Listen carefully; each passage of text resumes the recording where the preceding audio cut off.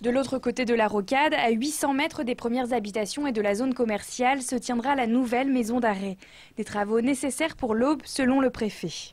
C'est un projet qui est important, puisqu'il va générer 90 millions d'euros d'investissement, 250 emplois directs, et au quotidien, une activité pour faire vivre cet établissement pénitentiaire, ce qui va impliquer donc la fermeture de l'actuelle prison de Troyes, qui est une vieille prison, qui ne correspond absolument plus aux normes de dignité humaine, à la fois pour les détenus, mais aussi pour les personnels pénitentiaires.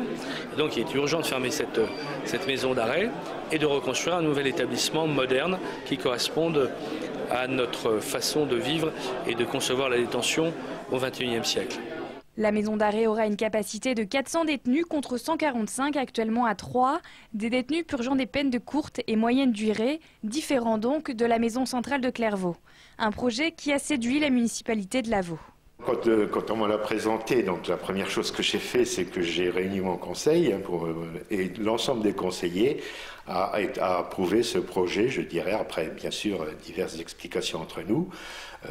Donc il n'y a pas de réticence pour ce projet sur la commune de Lavaux.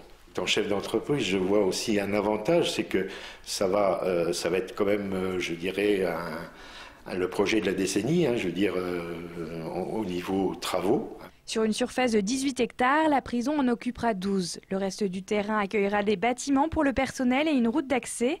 Sur les plans, aucun mirador n'est prévu, mais les logements pourront atteindre 15 mètres de hauteur, ce qui fait réagir les habitants. On a acheté un terrain il n'y a pas très longtemps et quand je vais ouvrir maintenant ma fenêtre de chambre, mes volets tous les jours, j'aurai une vue panoramique sur cette magnifique prison.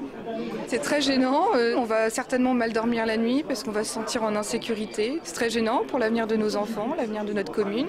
Une enquête publique se tiendra cet automne. Le contrat sera signé l'année prochaine pour une livraison prévue en 2016.